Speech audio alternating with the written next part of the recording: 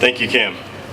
The next man I will invite to the podium is someone who has done the unthinkable. I've always heard that time is the most valuable investment that you can give. And this is a man who has not only invested his time, but he's asked others and many, many others to do the same, and not only the organization, but the student body. Mr. Troy Elliott, will you come to the podium?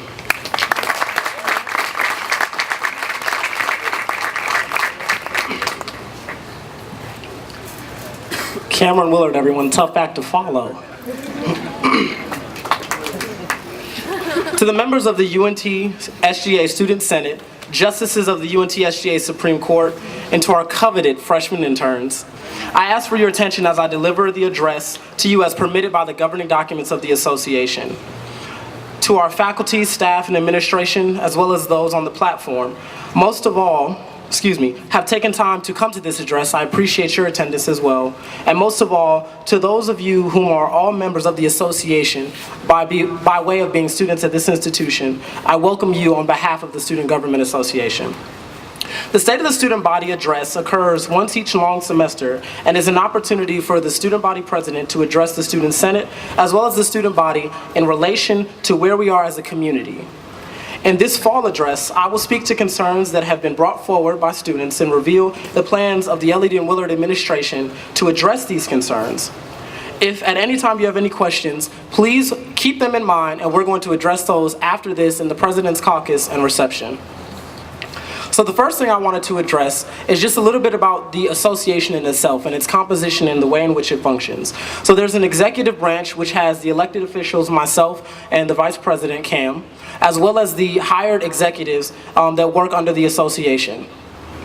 Next is the legislative branch. It currently possesses the Student Senate, which basically has the power within it to write the legislation on behalf of the student body. Lastly is the judicial branch, which has the Supreme Court as well as the Advocate General. Now, this association has pretty much been the standard organizational structure since the university began. And so one of the things that we really focused on is changing that to reflect the growth of our own institution. And so that's the next thing I really want to discuss with you. Going back, when Cam and I were running as the golden ticket, what are some of the things that we promised to the student body, and what are some of those things that we've accomplished? The first is more involvement with diverse populations directly with the association. And some of the things that we have done is what I spoke about earlier.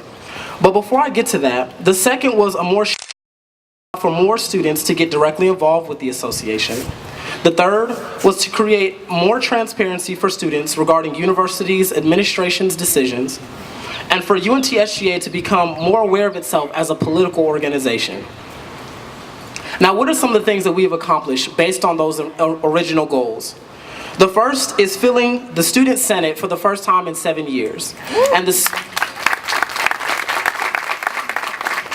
Thank you. The Student Senate is built and represents their individual colleges based on their population. And so the only way that we can really say that we have a structurally sound association is to ensure that we have a representation across the board of all of our colleges, and then even that representation is diverse within itself.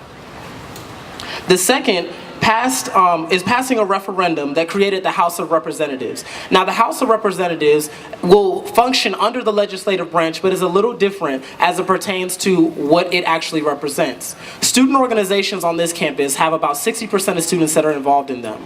And that's a huge number. Though we look at the elections for the Student Government